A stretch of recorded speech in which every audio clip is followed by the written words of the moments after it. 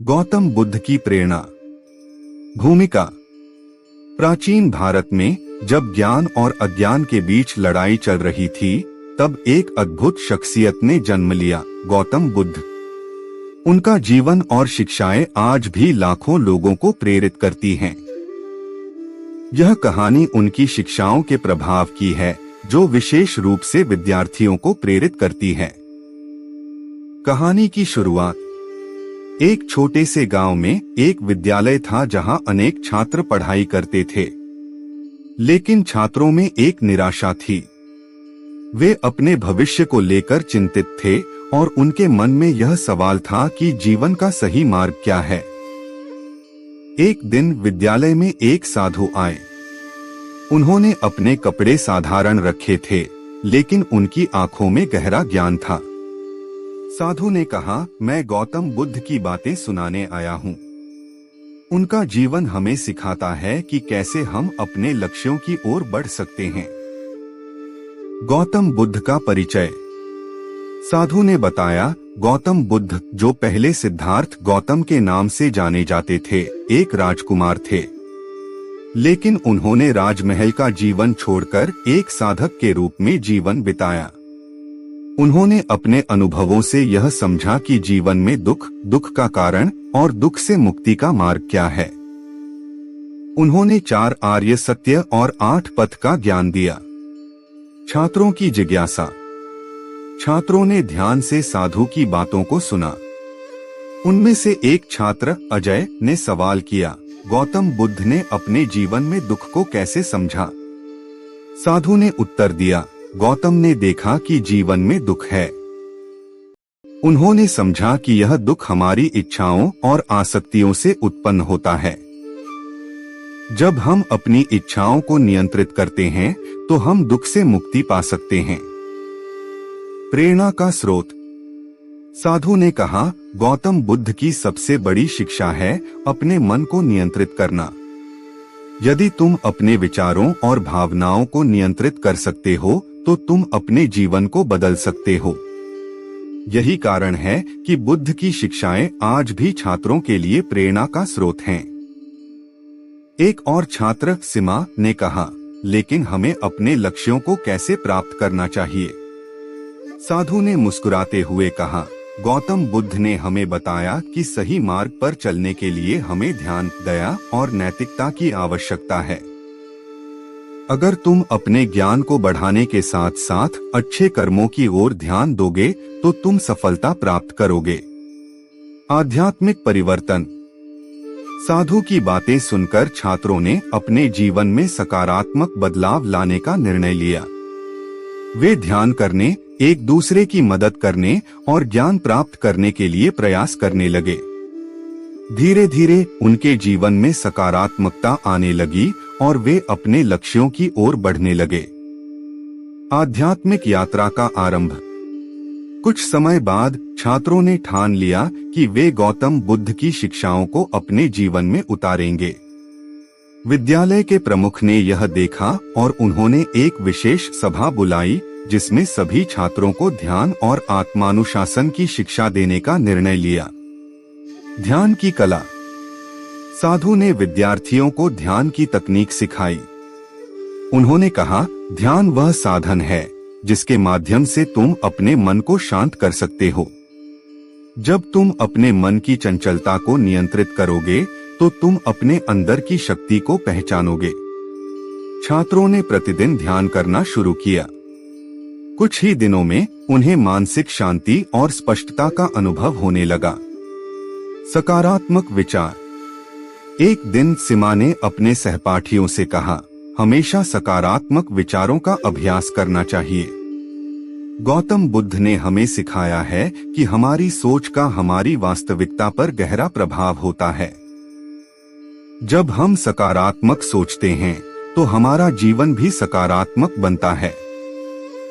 अजय ने सहमति जताते हुए कहा, सही कहा सीमा। हमें अपने लक्ष्य की ओर बढ़ते रहना चाहिए, चाहे मुश्किलें कितनी भी हों। सहयोग और समर्थन। छात्रों ने एक दूसरे का सहयोग करने का फैसला किया। वे एक समूह में अध्ययन करने लगे, जहां वे एक दूसरे के प्रश्नों का उत्तर देते और कठिनाई में मदद करते। इस सहयोग से उनकी एकता और भी मजबूत हुई। एक दिन जब उन्होंने अपनी परीक्षा के लिए तैयारी की तो उन्होंने एक दूसरे को प्रेरित किया। उन्होंने अपने मन में गौतम बुद्ध की शिक्षाएं दोहराईं, धैर्य, आत्मनियंत्रण और प्रयास से हम अपने लक्ष्यों को प्राप्त कर सकते हैं। कठिनाइयां और चुनौती। हालांकि सभी चीजें सरल नहीं थीं। कुछ छात्रों ने अपने घर में समस्याओं का सामना किया। अजय के पिता की आर्थिक स्थिति खराब हो गई थी। वह चिंतित था और अपनी पढ़ाई पर ध्यान केंद्रित नहीं कर पा रहा था। सीमा ने उसे समझाया, अजय, यह समय तुम्हारे लिए सबसे बड़ा परीक्षण है। गौतम बुद्ध ने हमें सिखाया है कि जीवन में चुनौतियां आएंगी, लेकिन हमें हार नहीं माननी चाहिए। हमें अपने प्रयास जारी रखने चाहिए। अजय ने सीमा की बातों को सुनकर अपने आप को संभाला और अधिक मेहनत करने का फैसला किया। सफलता की ओर बढ़ते कदम। समय बीतता गया और छात्रों ने अपने परिश्रम और एकता के माध्यम से अपने ज्ञान को बढ़ाया। परीक्षा के परिणाम आए और सभी छात्रों ने उत्कृष्ट प्रदर्शन किया। विद्यालय के प्रमुख ने उन्हें बधाई दी और कहा, यह सफलता केवल तुम्हारी मेहनत का परिणाम नहीं है, बल्कि गौतम बुद्ध की शिक्षाओं का भी फल है। तुमने न केवल अपनी पढ़ाई में बल्कि जीवन के अन्य पहलुओं में भी सुधार किया है। गौतम बुद्ध का संदेश। सभी छात्र एकत्र हुए और साधु के प्रति आभार व्यक्त किया। साधु ने मुस्कुराते हुए कहा, गौतम बुद्ध का संदेश आज भी जीवित है। याद रखो, जब तुम अपने मन की शक्ति को पहचान लेते हो और अपने कर्मों में नैतिकता का पालन करते हो, तो तुम किसी भी चुनौती का सामना कर सकते हो। तुम सभी इस संदेश को अपने जीवन में हमेशा के लिए लागू करो। समुदाय में परिवर्तन। छात्रों की सफलता ने न केवल विद्यालय को प्रभावित किया, बल्कि पूरे गांव में एक सकारात्मक परिवर्तन लाने का कार्य किया। धीरे धीरे गांव के अन्य लोग भी गौतम बुद्ध की शिक्षाओं को अपनाने लगे। गांव में एक सामुदायिक सभा का आयोजन किया गया, जिसमें छात्रों ने अपनी यात्रा साझा की। उन्होंने बताया कि कैसे ध्यान, सकारात्मक सोच और सहयोग ने उन्हें जीवन में आगे बढ़ने में मदद की। गांव के नेता रामू ने भी छात्रों की प्रेरणा से प्रभावित होकर कहा, हमारे गांव में शिक्षा का स्तर बहुत कम है। अगर हम गौतम बुद्ध की शिक्षाओं को अपनाएं और बच्चों को शिक्षित करें, तो हम अपने गांव का भविष्य बेहतर बना सकते हैं। इस सभा के बाद गांव में एक शिक्षा कार्यक्रम शुरू किया गया, जिसमें युवा छात्रों को शिक्षित करने का कार्य किया जाने लगा। नए प्रयास। छात्रों ने गांव के छोटे छोटे बच्चों के लिए एक पाठशाला शुरू की। उन्होंने हर रविवार को बच्चों को इकट्ठा किया और उन्हें न केवल पढ़ाई कराई, बल्कि ध्यान और नैतिकता के बारे में भी सिखाया। सीमा ने बच्चों को बताया, ध्यान करना तुम्हें अपने विचारों को स्पष्ट करने में मदद करेगा। इससे तुम्हारी पढ़ाई में भी सुधार होगा। गौतम बुद्ध की शिक्षाओं का फैला। समय के साथ गांव के लोग भी ध्यान करने लगे। वे बच्चों को गौतम बुद्ध के जीवन के बारे में बताने लगे और उनके शिक्षाओं को अपनाने लगे। छात्रों ने गौतम बुद्ध की कहानियों को सुनाते हुए एक सांस्कृतिक कार्यक्रम भी आयोजित किया। इस कार्यक्रम में गांव के लोग शामिल हुए और सभी ने मिलकर बुद्ध की शिक्षाओं को मनाया। कठिनाई और सीखने का अनुभव। हालांकि कुछ लोग इस परिवर्तन के प्रति शंकित थे। गांव के कुछ बड़े बुजुर्ग यह सोचते थे कि ये नई विचारधाराएं उनके पारंपरिक मूल्यों के खिलाफ जा रही हैं। एक दिन रामू ने एक बुजुर्ग से कहा, बुद्ध की शिक्षाएं हमें एक नई दृष्टि देती हैं। यह हमारी सोचने की प्रक्रिया को बदल सकती है और हमें एकता और सहानुभूति का पाठ पढ़ा सकती है। बुजुर्ग ने उत्तर दिया, हमारे पारंपरिक मूल्य भी महत्वपूर्ण हैं, लेकिन हम नई चीजों को भी अपनाना चाहिए। शायद हमें समझने की कोशिश करनी चाहिए। एक नई शुरुआत। धीरे धीरे गांव के लोग परिवर्तन को स्वीकार करने लगे। उन्होंने गौतम बुद्ध की शिक्षाओं के माध्यम से नए दृष्टिकोण से जीने का प्रयास किया। छात्रों ने देखा कि जब वे एक साथ मिलकर काम करते हैं तो वे न केवल अपने जीवन में बदलाव लाते हैं बल्कि दूसरों के जीवन में भी सकारात्मक प्रभाव डालते हैं। समर्पण और सेवा। छात्रों ने न केवल शिक्षा पर ध्यान केंद्रित किया बल्कि समाज में सेवा कार्य भी शुरू किए। उन्होंने गांव के गरीब और जरूरतमंद लोगों की मदद करने के लिए कई योजनाएं बनाई। सिमा ने कहा, गौतम बुद्ध ने हमें सिखाया कि असली खुशी सेवा में है।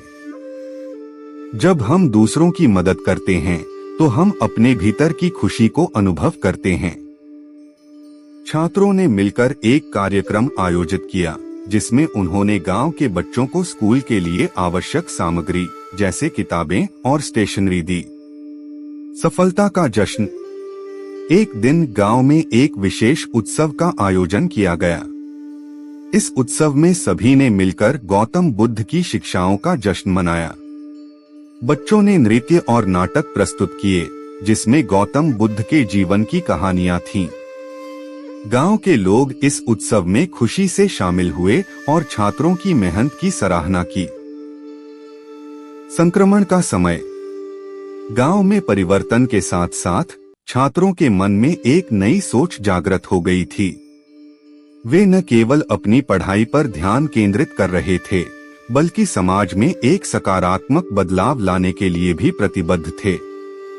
लेकिन जैसे जैसे समय बीत रहा था, गांव में कुछ समस्याएं भी सामने आने लगी। गांव के कुछ हिस्सों में विवाद उत्पन्न होने लगे और समाज में विभाजन का खतरा मंडराने लगा। यह स्थिति सभी को चिंतित कर रही थी। संघर्ष का समय।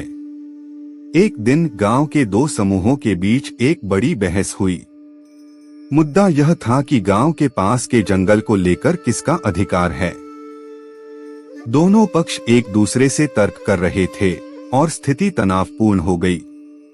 छात्रों ने यह सब देखा और उन्होंने तय किया कि उन्हें इस संकट को सुलझाने के लिए कुछ करना होगा। अजय ने कहा, हमें गौतम बुद्ध की शिक्षाओं के अनुसार शांति और संवाद का मार्ग अपनाना चाहिए। हमें यह समझाना होगा कि संघर्ष से केवल दुख ही बढ़ता है। मिलन का प्रयास। छात्रों ने एक मीटिंग आयोजित की जिसमें दोनों पक्षों के नेताओं को आमंत्रित किया गया। उन्होंने कहा, हम यहाँ आपसे बात करने के लिए आए हैं। हम सभी को एक साथ मिलकर इस समस्या का समाधान निकालना है। साधु की बातों को याद करते हुए छात्रों ने समस्या के समाधान के लिए संवाद का रास्ता अपनाया।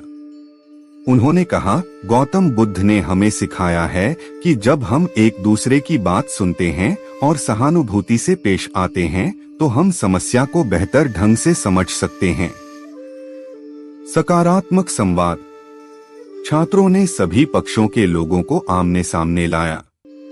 उन्होंने प्रत्येक पक्ष के विचारों को ध्यान से सुना और उनके बीच एक सामंजस्य स्थापित करने का प्रयास किया। आखिरकार सभी ने अपने मतभेदों को दरकिनार करने का निर्णय लिया और जंगल का उपयोग सामूहिक रूप से करने का सहमति व्यक्त की। यह सब देखकर गांव के लोग आश्चर्यचकित रह गए। प्रेम और सहयोग का फल। इस घटना के बाद गांव में प्रेम और सहयोग की भावना बढ़ी। लोग एक दूसरे के प्रति अधिक सहानुभूति रखने लगे।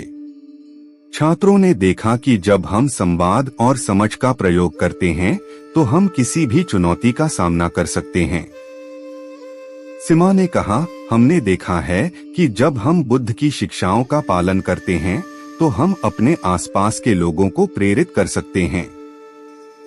यह केवल हमारे लिए नहीं बल्कि पूरे गांव के लिए फायदेमंद है। गौतम बुद्ध का अनुकरण। गांव के लोग अब नियमित रूप से ध्यान और चर्चा के कार्यक्रम आयोजित करने लगे। उन्होंने बुद्ध के जीवन और शिक्षाओं पर आधारित पुस्तकें पढ़ना शुरू किया। छात्रों ने यह सुनिश्चित किया कि गांव के सभी लोग एक साथ मिलकर बढ़े। उन्होंने सामुदायिक गतिविधियों का आयोजन किया, जैसे वृक्षारोपण, सफाई अभियान और स्वास्थ्य शिविर। नई पीढ़ी की जिम्मेदारी। छात्रों ने यह भी सोचा कि शिक्षा का विस्तार करने का समय आ गया है। उन्होंने गांव के बुजुर्गों से कहा, हमें अगले पीढ़ी के लिए शिक्षा की आवश्यकता है। हमें यह सुनिश्चित करना होगा कि हमारे बच्चे बुद्ध की शिक्षाओं को जानें और उन्हें अपने जीवन में अपनाएं। गांव के नेता ने सहमति जताते हुए कहा, हम सभी को मिलकर इस काम को करना चाहिए। यह हमारे बच्चों के भविष्य के लिए बहुत महत्वपूर्ण है। सकारात्मक बदलाव की दिशा। इस नए उत्साह के साथ गांव ने एक नई दिशा में कदम बढ़ाया। उन्होंने गांव के बच्चों के लिए एक पुस्तकालय स्थापित करने का निर्णय लिया, जहां वे बुद्ध की शिक्षाओं और अन्य ज्ञानवर्धक पुस्तकों को पढ़ सकें। छात्रों ने इस पुस्तकालय का संचालन करने का निर्णय लिया और इसे गांव के युवाओं का केंद्र बनाने का सपना देखा। गौतम बुद्ध की प्रेरणा ने छात्रों को न केवल अपनी व्यक्तिगत समस्याओं को हल करने में मदद की, बल्कि समाज में एक सकारात्मक बदलाव लाने का कार्य भी किया। गांव अब केवल एक शिक्षित स्थान नहीं था, बल्कि एक ऐसा स्थान था जहां लोग एक दूसरे के प्रति सहानुभूति और प्रेम से पेश आते थे। बुद्ध की शिक्षाएं लोगों के दिलों में गहराई से बस गई थीं, और हर कोई उनकी शिक्षाओं को जीवन में उतारने का प्रयास कर रहा था। इस प्रकार गौतम बुद्ध की प्रेरणा ने न केवल छात्रों को, बल्कि पूरे गांव को एक नई दिशा दी, जिससे सभी ने एक साथ मिलकर अपने जीवन को और बेहतर बनाने का संकल्प लिया। पुस्तकालय का उद्घाटन। गांव में पुस्तकालय के निर्माण का कार्य तेजी से आगे बढ़ा। छात्रों ने मिलकर गांव के युवाओं के लिए एक सुरक्षित और ज्ञानवर्धक स्थान बनाने के लिए कड़ी मेहनत की। सभी ने अपने अपने तरीके से योगदान दिया। कुछ ने किताबें इकट्ठा की, कुछ ने पुस्तकालय का निर्माण करने में मदद की, और अन्य ने प्रचार किया कि गांव के सभी बच्चे इस नई सुविधा का लाभ उठाएं। आखिरकार पुस्तकालय का उद्घाटन समारोह आयोजित किया गया। गांव के सभी लोग एकत्र हुए और छात्रों ने उद्घाटन के अवसर पर एक विशेष कार्यक्रम का आयोजन किया। उन्होंने बुद्ध के जीवन और उनकी शिक्षाओं को केंद्रित करते हुए एक नाटक प्रस्तुत किया। नाटक का प्रदर्शन। नाटक में छात्रों ने बुद्ध की कहानी का प्रदर्शन किया, जिसमें उन्होंने उनके जन्म, त्याग और एनलाइटनमेंट की यात्रा को दर्शाया। नाटक के माध्यम से उन्होंने यह संदेश दिया कि कठिनाइयों का सामना करने से ही सफलता मिलती है। गांव के लोगों ने छात्रों की मेहनत की सराहना की और उन्होंने उत्साह के साथ नाटक का आनंद लिया। जैसे जैसे नाटक समाप्त हुआ, सभी ने तालियां बजाई और बच्चों को प्रोत्साहित किया। पुस्तकालय में गतिविधियां। पुस्तकालय के उद्घाटन के बाद छात्रों ने वहां नियमित गतिविधियों की योजना बनाई।